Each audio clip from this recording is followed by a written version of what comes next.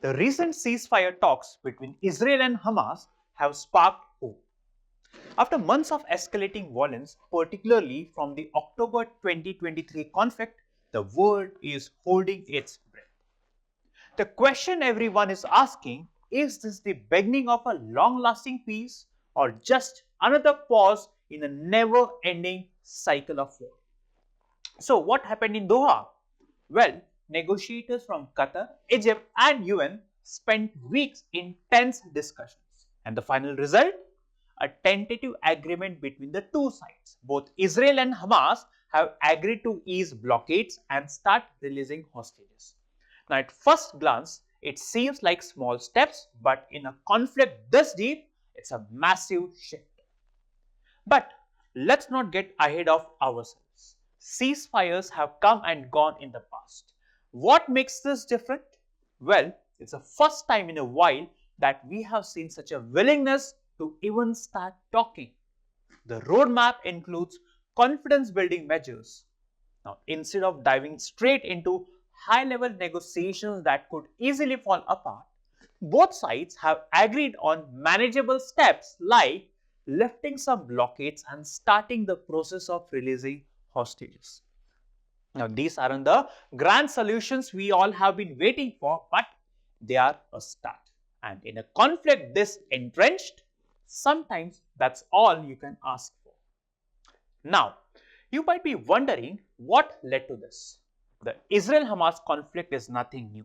It's been ongoing for decades. The roots go back to the founding of Israel in 1948 with territorial disputes, blockades and security issues feeding into the violence.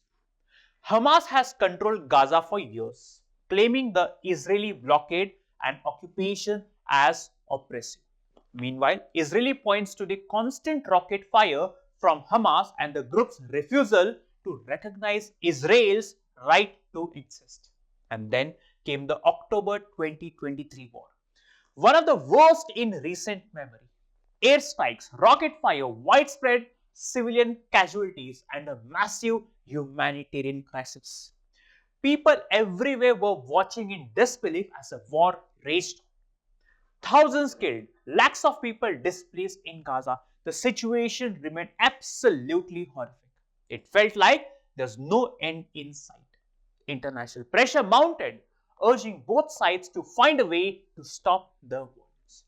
So, where do we stand now? The ceasefire agreement in Doha brings hope. Hope that maybe this time it can hold.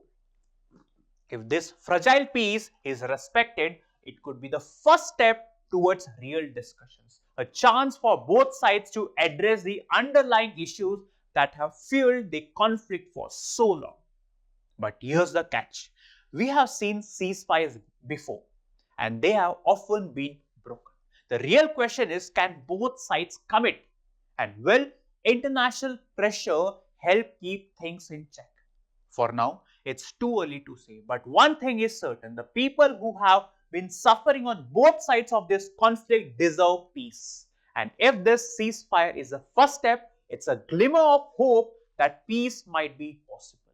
The eyes of the world are watching closely, hoping this time peace might finally come.